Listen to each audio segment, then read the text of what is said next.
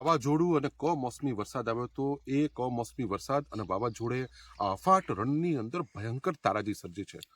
જે માં મહેનત કરીને જે અગરિયાઓ જે મીઠું પકવે છે એ મીઠું હવે ઉપાડવાની સ્થિતિમાં હતા ત્યારે સમગ્ર મીઠું લગભગ ખરાબ થઈ ચૂક્યું છે.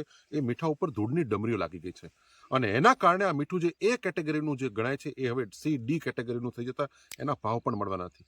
સાથે સાથે એક અગરની અંદર જે 400-500 ટન જે મીઠું થવાનું હતું એ પણ હવે 200-250 ટન મીઠું થવાનું. એટલે 200-250 ટનનું એક પાટે આ અગરિયાઓનું નુકસાન છે. સાથે સાથે એમની જે સોલાર પેનલો હતી સોલાર પેનલો પણ એમની ઉડી ચૂકી છે અને એ રણમાં ચારે બાજુ વિખરાયેલી પડી છે. એટલે ખૂબ મોટું નુકસાન આ અગરિયાઓ અત્યારે સહન કરી રહ્યા છે.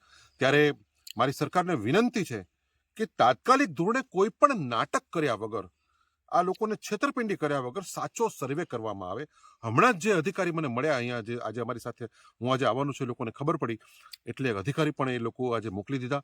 એ અધિકારી પાસે કોઈ લેખિત હુકમ નથી અને એને પૂછતા એણે મને સ્પષ્ટ કીધું કે અમે માત્ર સોલાર પેનલો જે તૂટેલે છે સોલાર પેનલો જ સર્વે કરવા આવ્યા છે.